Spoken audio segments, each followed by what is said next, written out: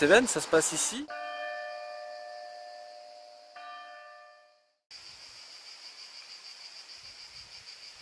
C'est un produit qui a la particularité d'être doux. Il y a la notion d'absence de piquant.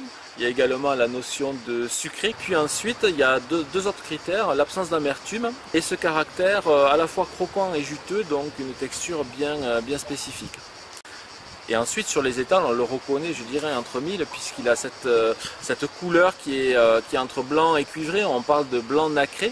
Donc il y a un côté esthétique finalement qui positionne ce produit sur un créneau très haut de gamme.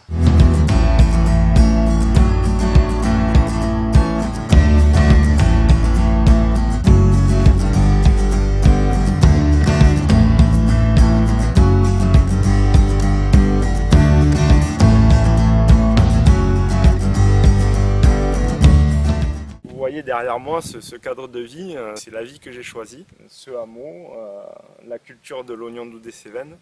Alors pourquoi la culture de l'oignon doux des Cévennes? Parce que c'est quand même une culture qui est ancestrale, qui respecte le territoire. On travaille pratiquement qu'en terrasse.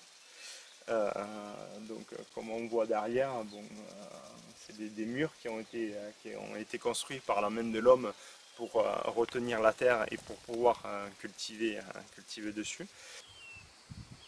On est sur une culture raisonnée, on essaye à travailler le plus proprement possible. C'est-à-dire au niveau irrigation, on a créé des bassins de stockage. On stocke l'eau l'hiver et après on l'utilise en période de sécheresse quand il n'y a plus d'eau, quand on ne peut plus prélever ou quand on ne veut plus prélever dans le milieu naturel.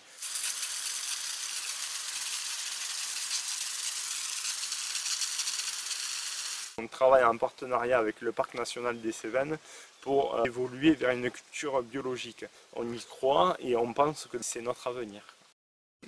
La culture de l'oignon doux des Cévennes, c'est très manuel, c'est-à-dire qu'il y a un repiquage à la main, il y a un arrachage à la main et il y a une préparation manuelle.